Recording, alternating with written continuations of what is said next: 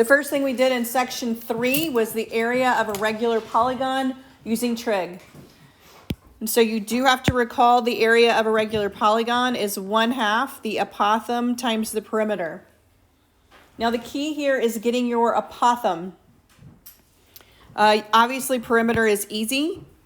For perimeter, you are just going to take the side length and you are going to multiply it by the number of sides. So count up your sides, multiply those, and get your perimeter. All right, so perimeter is the easy part. Apothem, you're going to use trig to find. Now, if you'll recall, for apothem, we found out that you are going to take the number of sides and you are going to divide 360 by that. So you're going to say 360 divided by the number of sides. And that's going to give us one interior angle. We need to actually cut that in half. Because if you'll recall, again, we have this entire thing here and we want half of it. So you're going to take your 360, you're going to divide by 8, and then you're going to divide that again. So you're going to take that and divide it again by 2, and you're going to get the angle 22.5 degrees. All right, 22.5 degrees. And when you set up the right triangle, you'll find that the apothem is always going to be in relation to that angle and half of your side length. Your apothem is always going to be your side length divided by 2 in the numerator over your tangent of that angle divided by 2. All right, and so that is your apothem. Your side length in half over the tangent of that angle in half. The side length in half divided by the tangent of the angle that is in half. And then you can just plug it in to your formula. 1/2 your apothem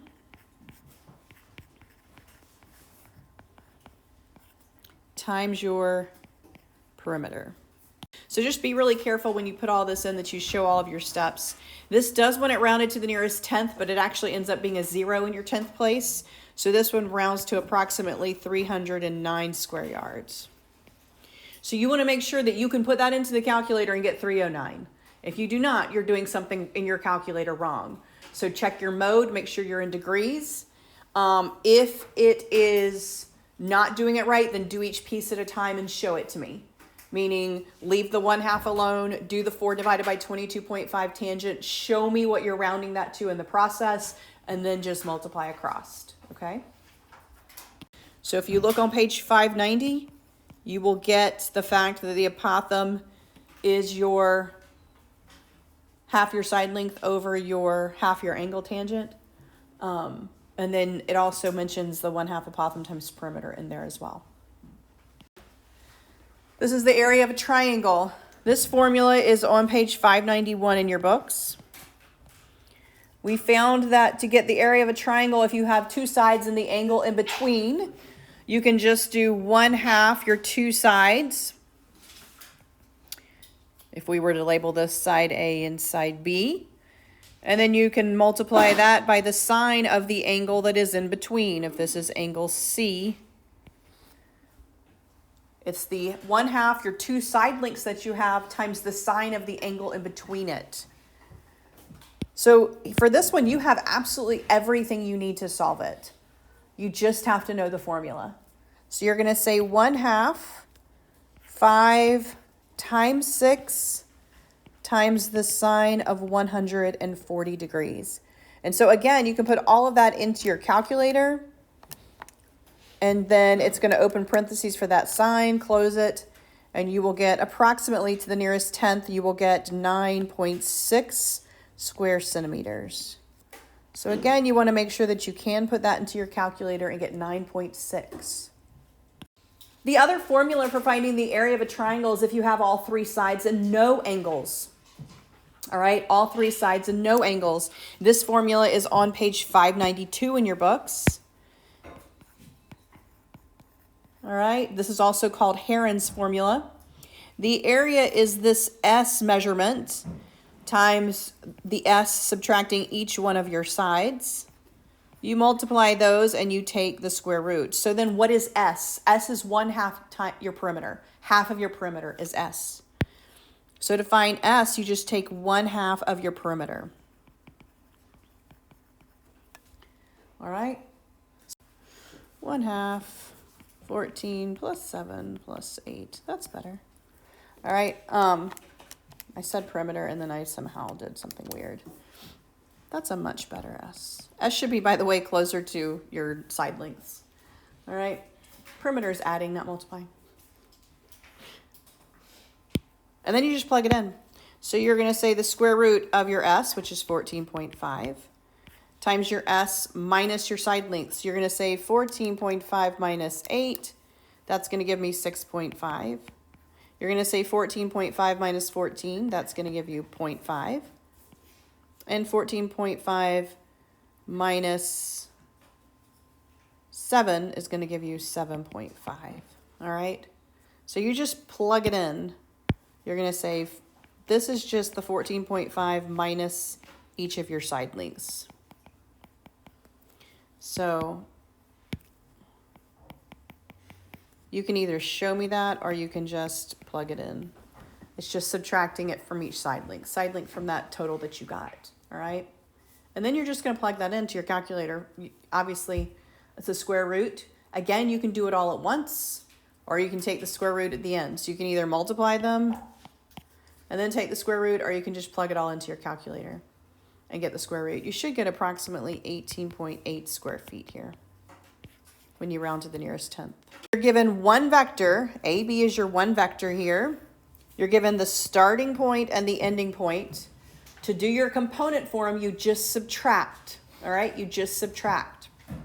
Remember, you always subtract the beginning from the end, all right? So if I want to do this in component form, my x value is going to be my 3, which is my end, minus my beginning x. My y value is going to be my ending y minus my beginning y.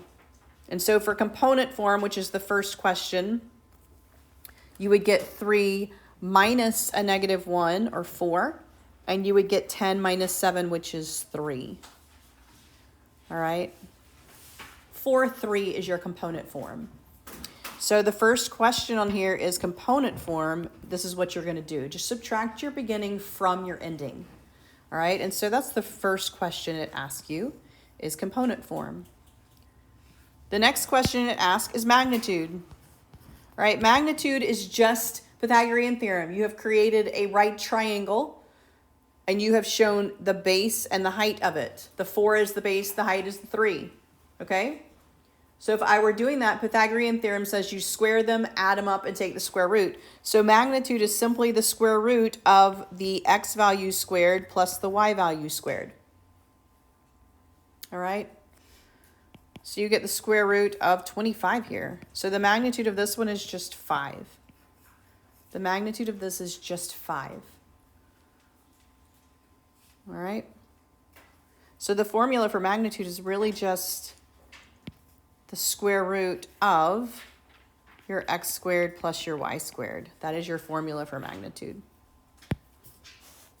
The last thing they ask for is direction. Direction. Direction is degree, all right?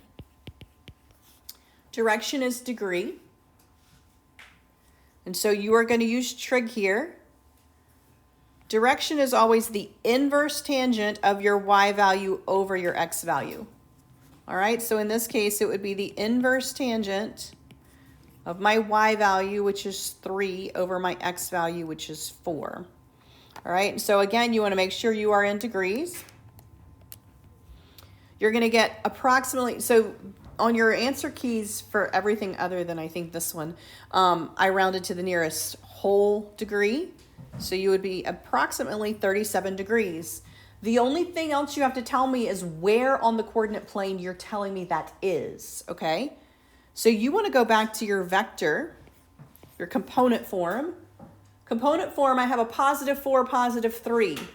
Positive 4, positive 3 is going to be about here. So your vector is going to look like that. All right? positive 4, positive 3, which means you are 37 degrees above the positive x-axis. All right, that's where that one puts you, 37 degrees above the positive x-axis, because it's right here. If I had been in another quadrant, I would have described it differently. All right, so that's going to be based on your positive, positive, positive, negative, etc., wherever it is in your quadrants. All right? The difference between 4 and 5, or the last two sets of problems on your quiz, is the first one is just one vector. The second one is a component of multiple vectors. And so they give you your u and your g, two different vectors, and they want you to find whatever it's told you to do with those, and then do magnitude and direction, okay? So you just have to follow what they say. -7u minus 10g. You are legitimately just plugging those in. -7 times the vector u, which is 10, 1, minus 10 times the vector g, which is -4, 6. And so you are going to do, just like this was algebra, you're going to say distribute that -7 through, distribute that -10 through, and I would actually just distribute a negative and keep it plus. So I would actually do plus a negative here. So positive 40, -60. All right. Distribute first. And then do your final component form when you add them. So -70 plus 40 is -30. And -7 plus -60 is -67. And so that's the first question there. What is the component form of the new vector? You've just taken two vectors and combined them. This is similar to our word problems. We had one vector with direction, one vector with direction. We combined them. All right? And from here on out, it's identical to the problems above it. Your magnitude is going to be the square root of those two things. -30 squared plus -67 squared. All right? And you are going to get rounded to the nearest tenth, approximately 73.4. That's the length of that. 73.4. And then you are going to do direction. Direction, again, is going to be your inverse tangent. Inverse tangent of your y, which is -67, over your x, which is -30. And remember, when you do tangent, you can completely ignore these negatives because you are just going to tell me which quadrant it's in. So just do your absolute value there, 67 over 30. So if you do the inverse tangent of 67 over 30, you're going to get 65 or 66 degrees. All right, so you're going to get, rounded to the nearest degree, 66 degrees. So now you just have to tell me where it is. If you think about this right here, I have a negative, negative.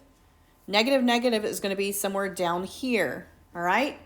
Which means it's below the negative x-axis. You're always telling me in reference to the x-axis, okay? So you're going to say 66 degrees below the negative x-axis. Remember, this side is negative for x, this side is positive for x.